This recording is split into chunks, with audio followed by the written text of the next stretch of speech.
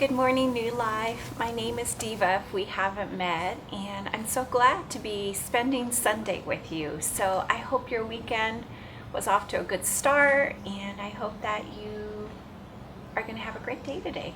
All right, well, let's go ahead and get started. The first thing that's going to pop up is our online Connect card. So for those of you who are new to New Life, we use this Connect card to connect with you. And you could submit your prayer request or something good that's happening in your life. A praise is what I call them. You could submit that. And if you need any kind of information about New Life, the Connect card is where you will be able to request that information.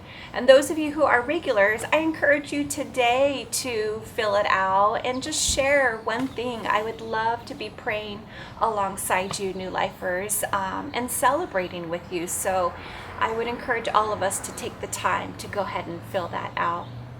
The next thing that's going to pop up is the online giving link. We are supported by donors. That's how New Life is run. So thank you so much to all of our donors and your generosity for keeping us strong during this COVID pandemic that we are going through. And if you are new to New Life, we never want you to feel pressured to give. So check us out a couple times, and if you have questions, ask. That's what I would do when I'm researching something that I'm going to invest heavily into. So thank you so much for those who are continuing to give generously. We certainly appreciate it. And thank you for giving with such a cheerful heart as well. Well, there's two things that I want to share with you. The first one is the Emmanuel prayer. I've talked about it, and maybe you've seen a short clip of Marty with our With You Today series talk about it. But Emmanuel means God with us.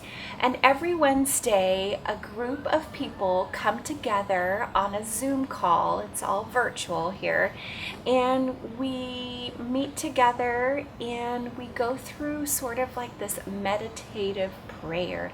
What we do is we focus on a memory, a positive memory, and Marty walks us through different steps on how to appreciate Jesus and focus on that memory. And if you've never checked out Emmanuel Prayer, I would encourage you to do so this week. They're going to meet Wednesday at 12:30. It does not take up a large part of your afternoon, and you can find the link to get into this meeting on our social media. So Wednesday, take a look at Facebook or Instagram, and you'll be able to find that link there.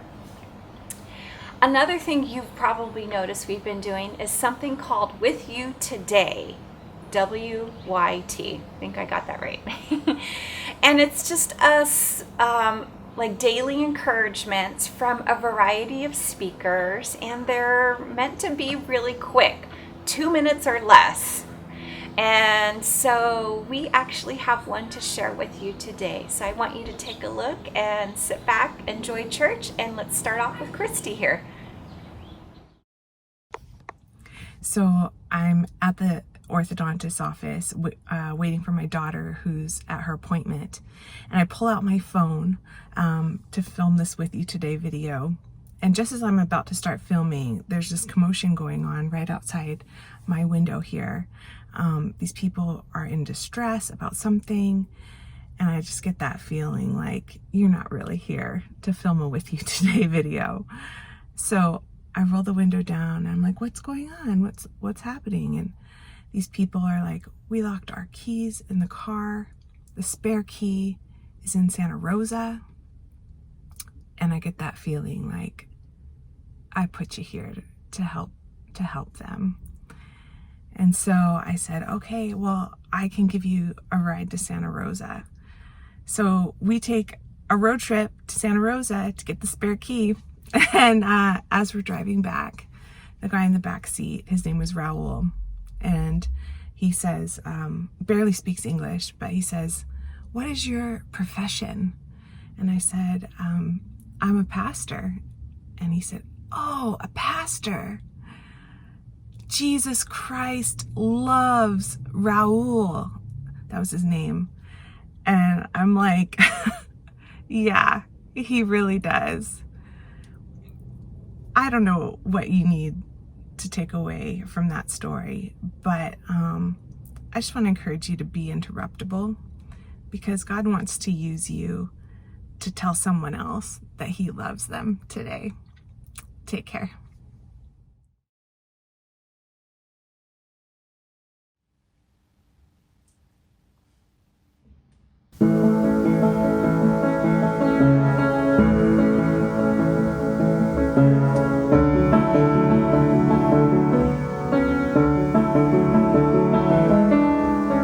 Standing here in your presence, in a grace so relentless, I am won by perfect love, wrapped within the arms of heaven, in a peace that lasts forever, sinking deep in mercy. See, I'm wide awake, drawing close, stirred by grace, and all my heart is yours.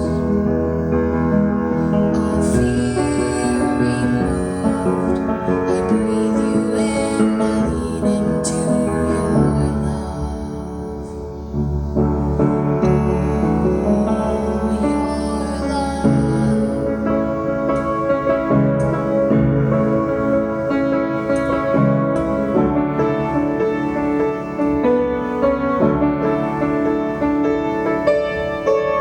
When I'm lost, you pursue me.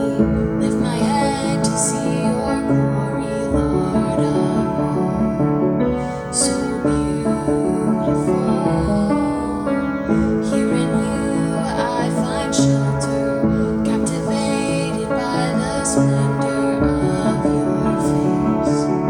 My secret place, I'm wide awake, drawing close, stirred by grace, and all my heart is yours.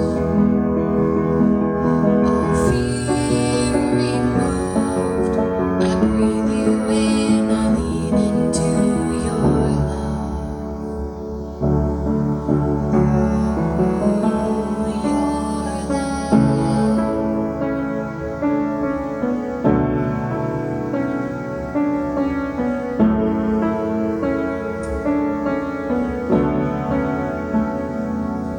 Your love so deep is washing over me. Your face is all I seek. You are my everything. Jesus Christ, you are my one desire. Lord, hear my only cry, to know you all my life. Love so deep is washing over me. Your face is all I seek. You are my everything. Jesus Christ, you are my one desire. Lord, hear my only cry, to know you all my life. I'm wide awake, drawing close, stirred by grace, and all my heart is yours. All fear removed, I breathe you in, I lean into your love. Oh, your love.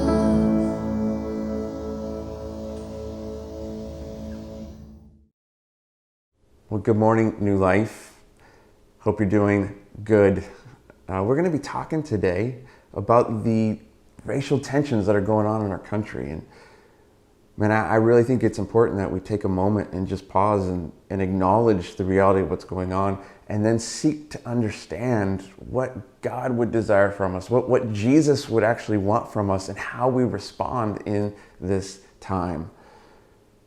What I'm becoming incredibly aware of is it's possible for people to actually share the same space together, but have two totally different experiences. One thinking life is good and the other saying this is not good. I experienced this idea years ago when our family was at Disneyland and we took our oldest daughter, Indy, on Roaring Rapids. She was just a little kid at the time, maybe like 3 years old. And so we all get on the ride to have this great adventure together, and the ride sets off, and we know we're probably going to get wet, but we don't know who's going to get wet. And there's other people on the boat with us, and the ride just starts its wobbly way through the rapids and spinning. And then we suddenly see the waterfall coming up, and we're like, oh no, here it goes. And the boat starts to spin, and it spun perfectly so that only one person got soaked. And it was little Indy, 3-year-old Indy. And everyone kind of gets through the other side of that, and we all look at each other like, yeah, we made it. No one got wet except Indy, who's now soaked and just kind of looking confused and somewhat in horror at what she's experiencing in this ride. And so it's like, it's gonna be okay. It was just an accident. It was a fluke. Like, someone's gonna get wet next time. And so the next waterfall comes up and it's just randomly spinning again. It happens to her a second time. Every one of us dry as a bone, and she gets soaked, and the ride continues. We get to the end of that ride. There's only one person soaking wet, and it's Indy. The rest of us had a great time. We're not wet. We get off the ride. Everyone's like cheering, high-fiving, and I look at her and she's sobbing. See, we were sharing the same space, but she had a radically different experience than the rest of us.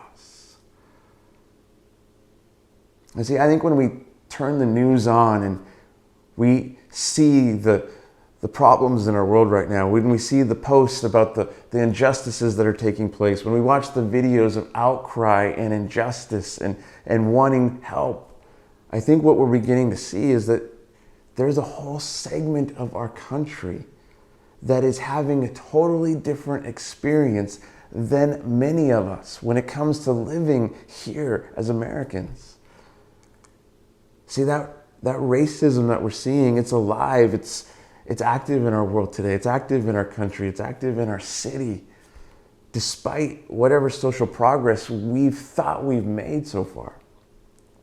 And I think we have to just be willing to say, at a minimum, this is wrong. Like, racism is wrong, like totally, unequivocally wrong.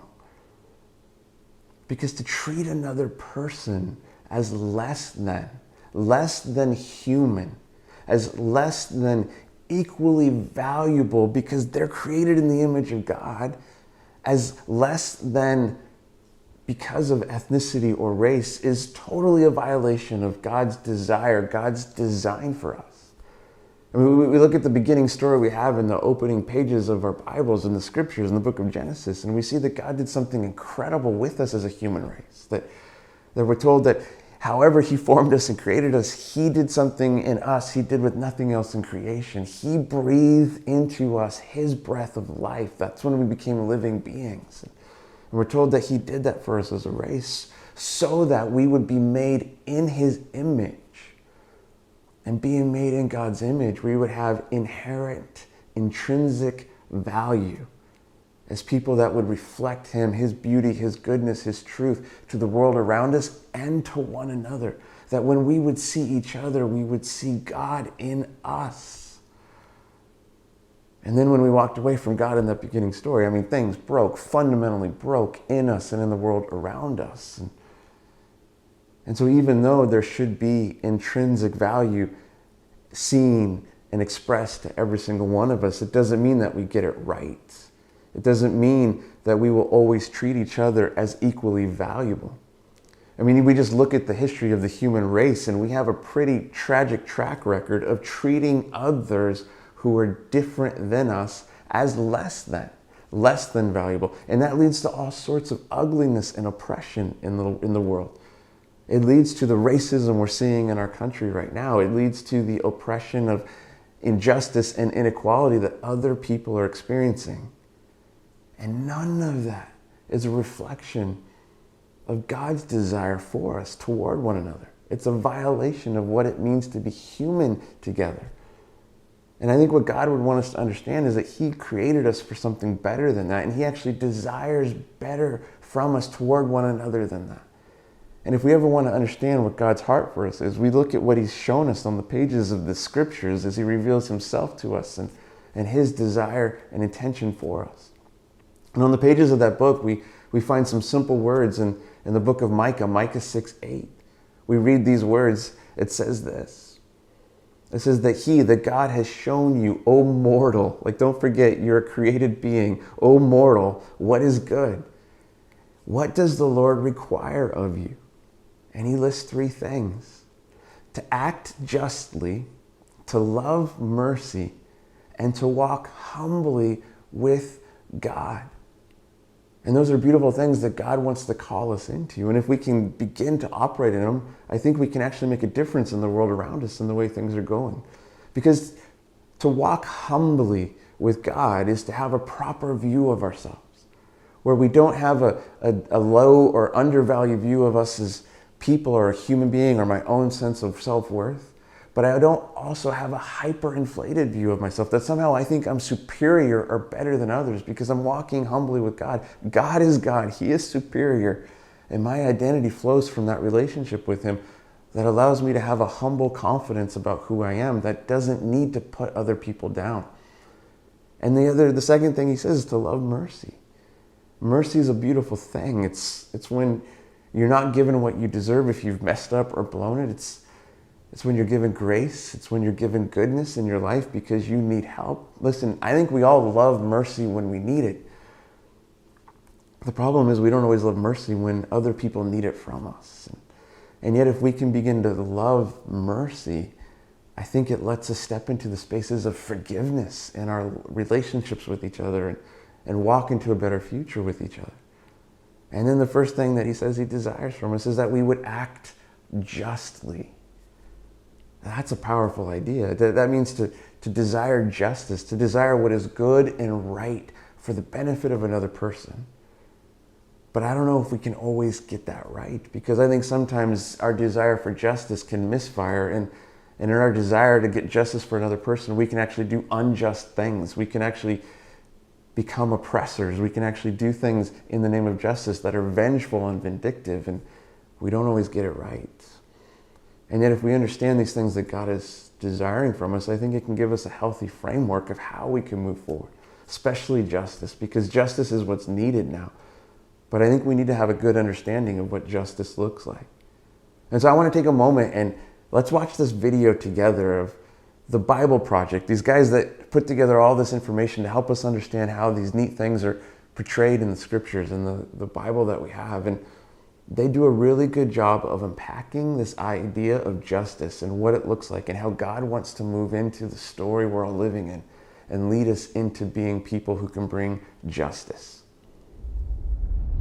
If you were a praying mantis, it would be socially acceptable to devour your mate. And if you're a honey badger, you have no regard for other animals. You don't care. If you're a panda with twins, it's normal to abandon one to take care of the other. But if humans do any of these things, we would call it wrong, unfair, or unjust. Yeah, why is that? Why do humans care so much about justice? Well, the Bible has a fascinating response to that question.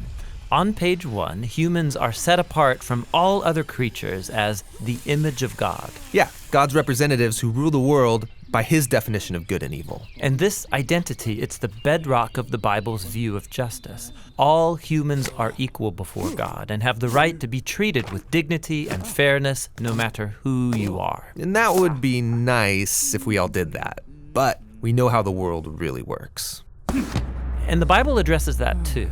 It shows how we are constantly redefining good and evil to our own advantage at the expense of others. Yeah, self-preservation. And the weaker someone is, the easier it is to take advantage of them. And so in the biblical story, we see this happening on a personal level, but also in families, and then in communities, and in whole civilizations that create injustice, especially towards the vulnerable.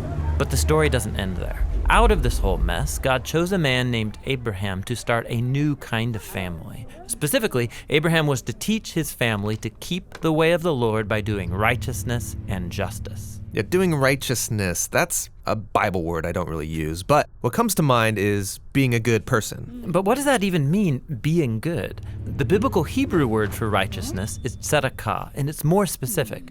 It's an ethical standard that refers to right relationships between people. It's about treating others as the image of God, with the God-given dignity they deserve. And this word justice, it's the Hebrew word mishpat. It can refer to retributive justice. Like if I steal something, I pay the consequences. Exactly.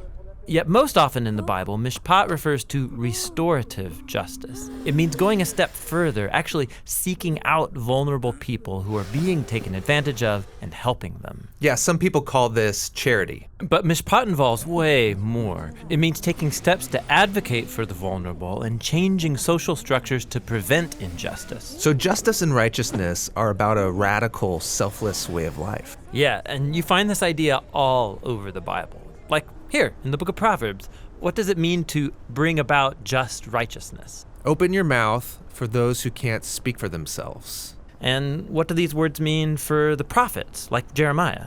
Rescue the disadvantaged, and don't tolerate oppression or violence against the immigrant, the orphan, and the widow.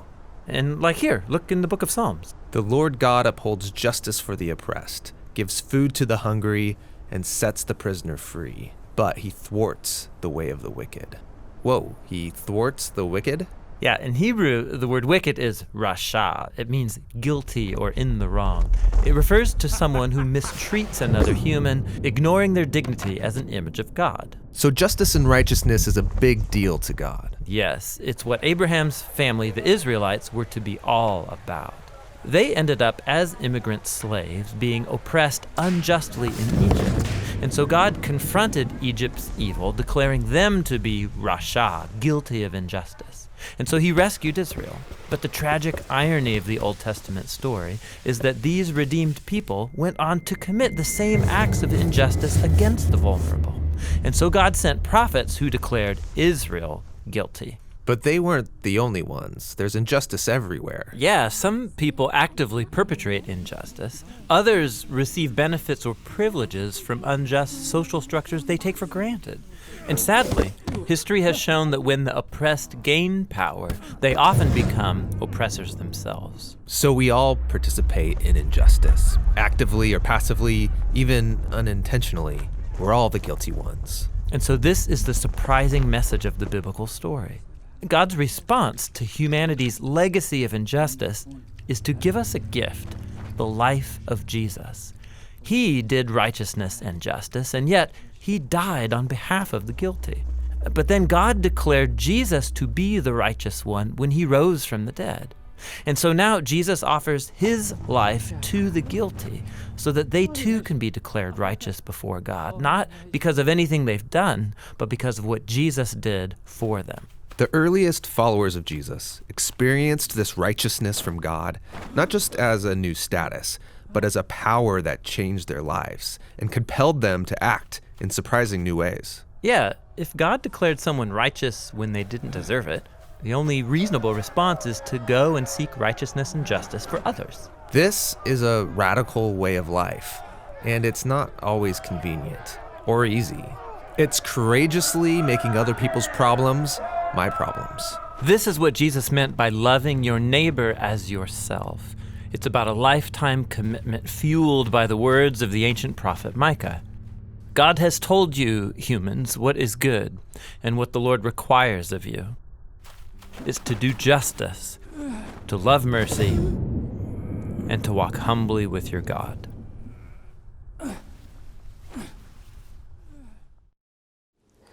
There's something so powerful and beautiful about having an understanding of this justice that God wants to bring into the world, bring to us, and bring through us to people around us. But the challenge, I think, is that we're still living in a world that's broken, and we're all in desperate need of God's justice in our story. His justice that will restore us and bring us the grace and mercy that we need. This gift of Jesus that he wants to bring to every single one of us to help us overcome the brokenness that we're all caught up in, the brokenness that's in us and around us. Because there are times when we are caught up in the brokenness because of what others have done to us, the harm they've brought into our stories. But if we're going to be honest, there's times where we're participants in the brokenness, bringing hurt and harm to other people. And yet, despite all the brokenness, I think God is still calling us into our creation identity, to become people once again who can act justly and love mercy and walk humbly. And so as we look at the racial tensions that are going on in our world today. Like, what is God stirring in you? How is he shaping you to respond? I mean, how is he stirring you and moving you to be a person who would respond in a much better way, to be a person who would act justly and would love mercy and would walk humbly? See, because in the midst of the racial tension that we're experiencing, I think that's what Jesus wants to begin to do. He wants to show up in our story. He wants to lead us into this new life he has for us and restore us into the creative people we were meant to be so that we can reflect him in the world around us. And see, I think Jesus does have a response he would desire from us. I think he wants to shape us into people who would do justice and love mercy and walk in humility. But before we can let him do that, before we can let him shape us and speak into our lives, I think we have to be willing to be honest with how we're feeling and reacting to things right now. So I want to take us to what I think Jesus would want to call us to. But first, I want to wrestle with you with maybe where your heart is at in this moment, if that's okay. See, I want to approach this by interacting with some words that I think evoke something in us. 3 words that have become the rally cry or the outcry of what people are experiencing and are caught up in right now. 3 words that I think can trigger all sorts of reactions in all sorts of people on all sides of this equation.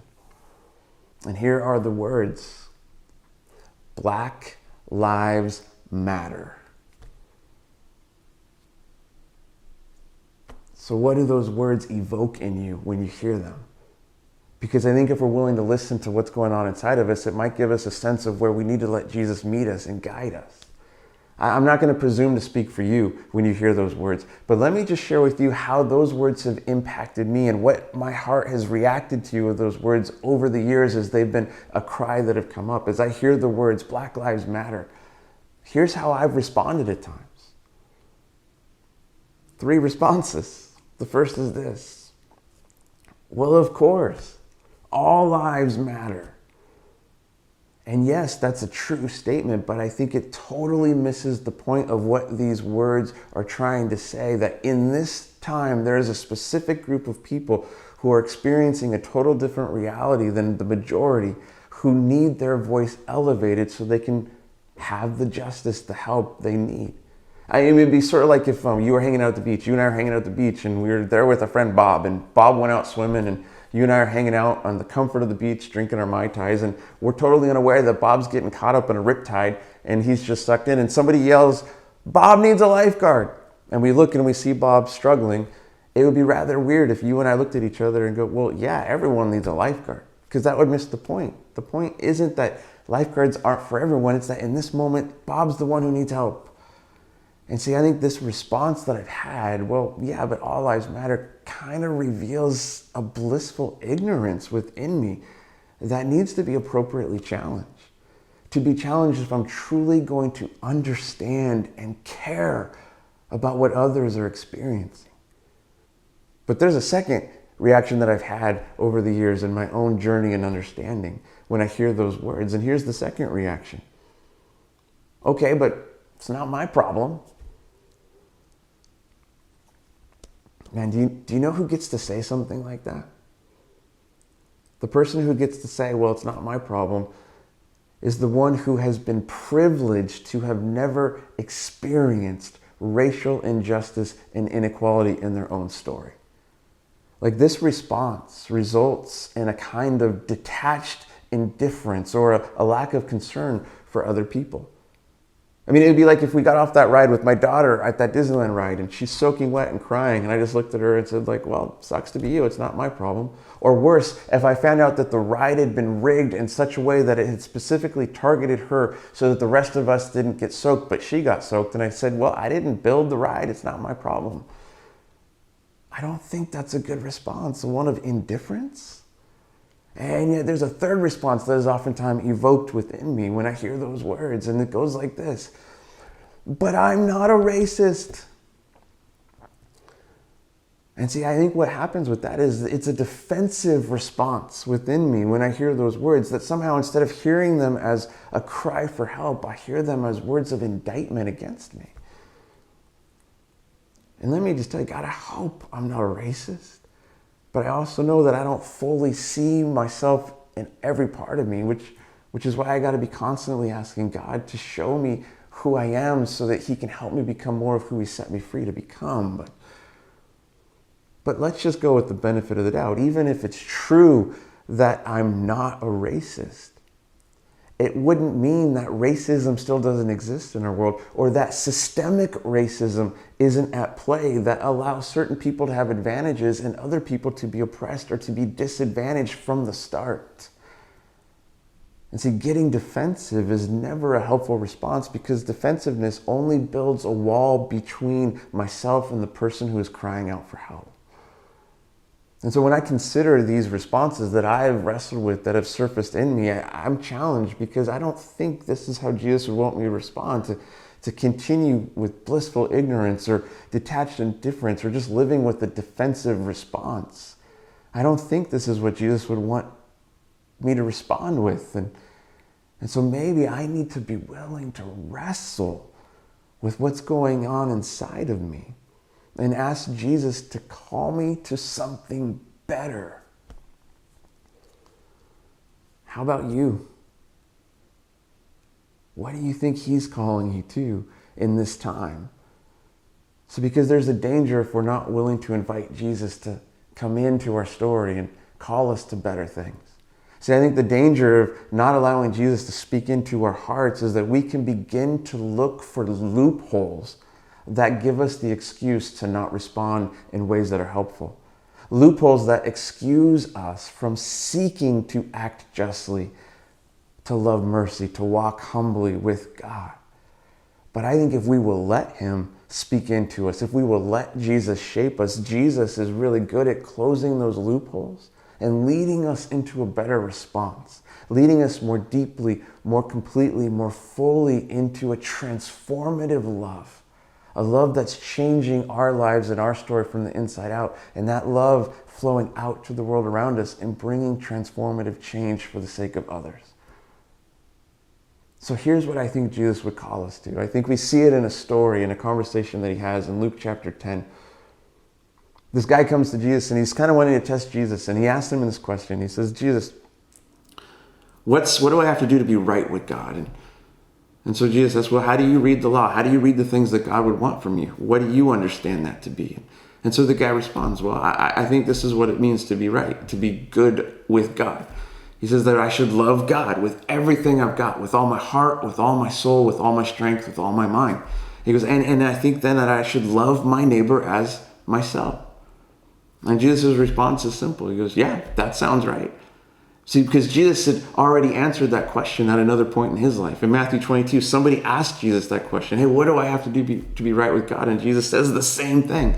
Love God with everything you've got and love your neighbor as yourself. This sums up everything that God wants for you. See, because in Jesus' mind, we can't say we love God but not love people, because that's not how we were created. God designed us in love, for love, so we could love. And we love God and we love others, and it's connected. And yet the guy hears what Jesus says, affirming his answer, and then he says this. He asks this question to Jesus. All right, Jesus, well then, who's my neighbor? And see what he's trying to do with that question? He's trying to look for the limitations. He's trying to look for the loopholes. Who do I not have to love as myself? Because if I can define neighbor in a way that's advantageous to me, I'm off the hook. I'm looking for the loophole. And in response to that, Jesus tells a story that we've come to call the parable of the Good Samaritan.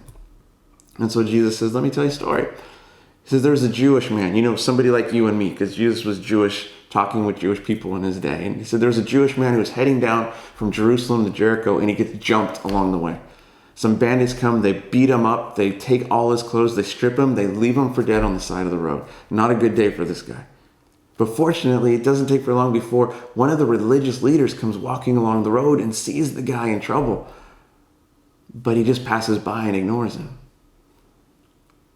But shortly after, another guy comes. Another good religious worker comes along the way and sees the guy, but does the same thing, ignores him and passes by. And then Jesus says, but a Samaritan comes walking along the road.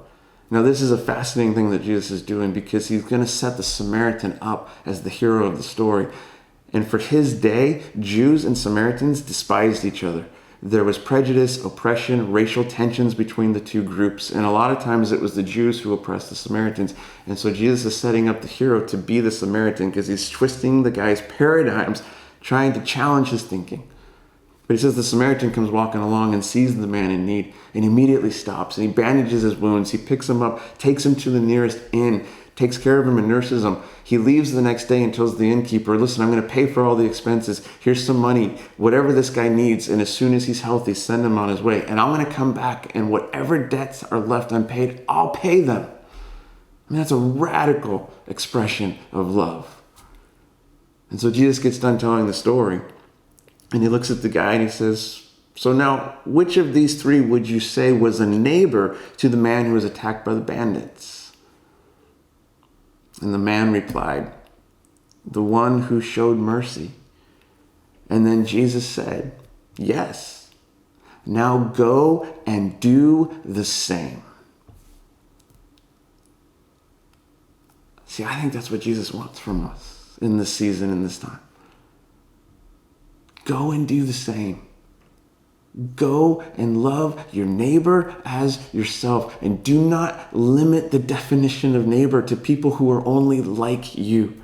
See, if we're going to take following Jesus seriously, we need to stop looking for the loopholes. And instead, we need to start looking for the opportunities to love our neighbors as ourselves.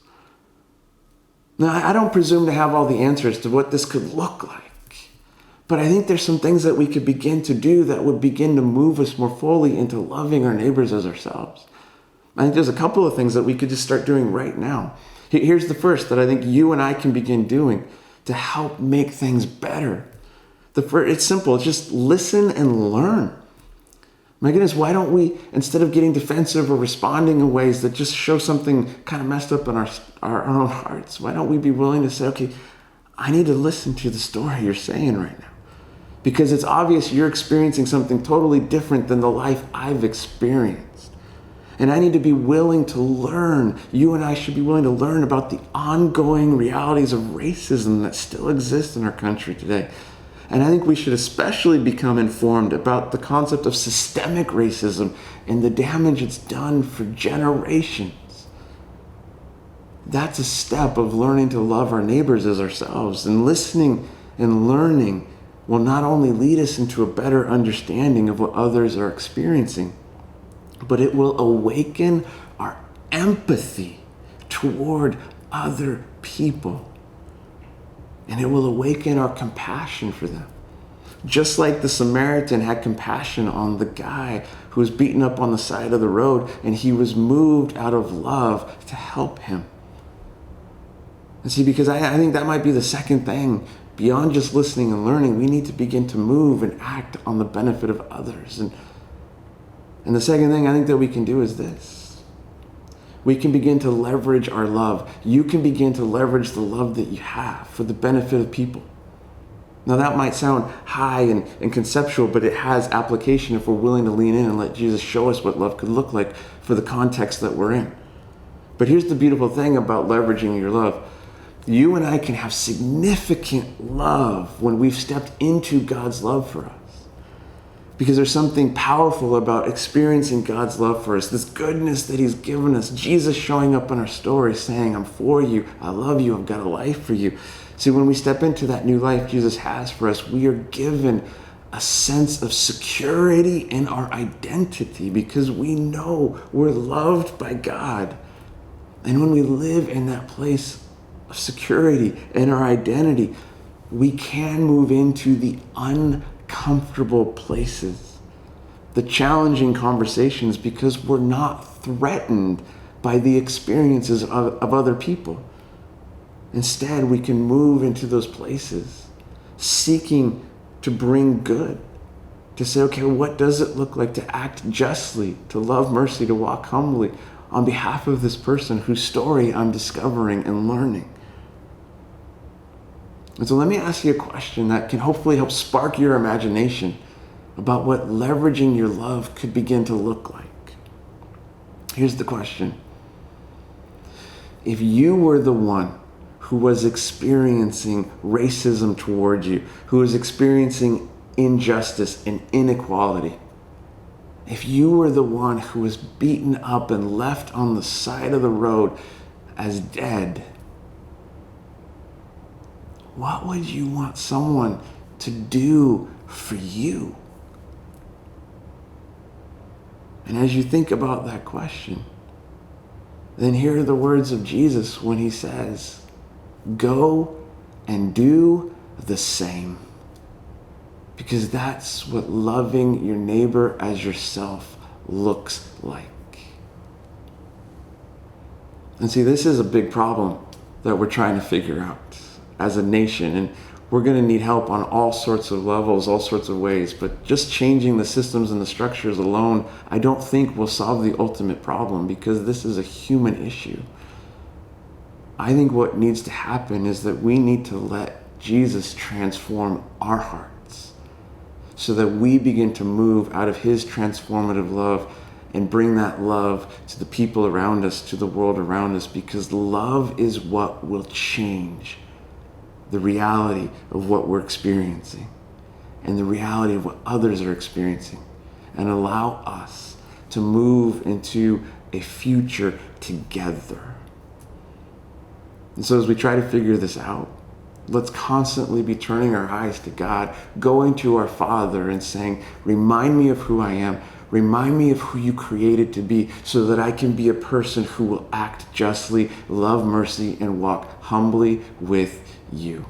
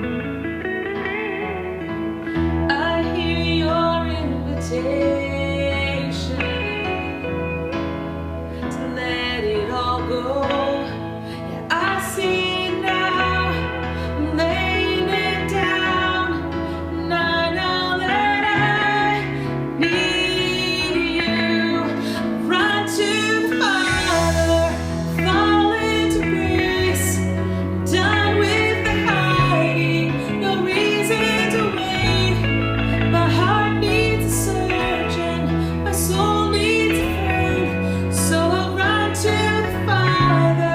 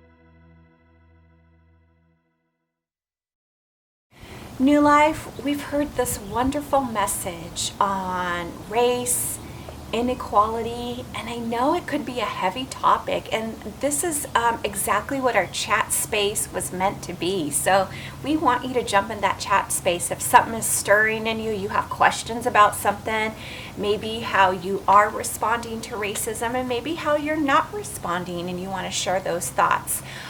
We have people waiting to kind of chat with you in that space, so I would encourage you to do so. I took some notes during Joel's sermon that I just kind of want to reflect on. So the thing is, how are we going to lean in? I love how Joel gave us some thoughts to ponder. How are we going to lean in and play our part to love our neighbors? And I love that question that he left us with. What would you want someone to do for you? So it might seem kind of like a big challenge. I'm like, oh my gosh, what am I going to do? But sometimes starting off with just a prayer, praying for your neighbor is a good start. So maybe take baby steps throughout this process. And I love how he says, so go and do the same. I would challenge you to think about how you want people to respond to you, okay? And then maybe try to go out and do the same this week. And even if it is a simple prayer for your neighbor. Well, New Life, it's been great spending time with you today. I hope you have a wonderful week. Enjoy the weather, get out for a walk, and we will see you next week.